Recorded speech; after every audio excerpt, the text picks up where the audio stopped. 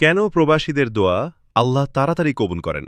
কোরআন এবং হাদিস থেকে বলা হল, রসুলুল্লাহ সাল্লাল্লাহু আলাইহি ওয়াসাল্লাম বলেছেন, আল তালাসু দাওয়াতিন লা তুরদ, দাওয়াতুল মাজলুম, ওয়া দাওয়াতুল মুসাফির, ওয়া দাওয়াতুল ওয়ালিদি লিওয়ালাদিহি।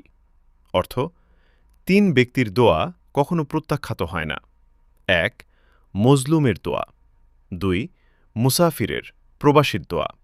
৩. সন্তানের জন্য পিতামার দোয়া। তিরমিজি, ইবনে মাজাহ। প্রবাসী সাধারণত মুসাফিরের হুকুমে থাকে, তাই তার দোয়া দ্রুত কবুল হয়।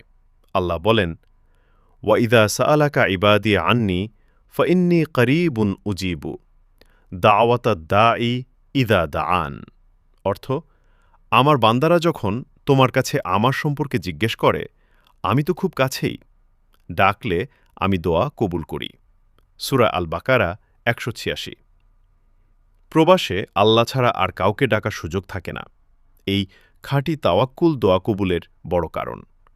প্রবাসী ভাইবোনেরা আল্লাহকে ডাকুন, ধৈর্য ধরুন এবং হালাল রিজিক উপার্জন করুন। ইনশাআল্লাহ আপনাদের সুসময় আল্লাহ দিবেন। ভিডিওটা শেয়ার করুন, ফলো, লাইক, কমেন্ট এবং সাবস্ক্রাইব করে ইসলাম প্রচারের সাথে থাকুন। আল্লাহ হাফেজ।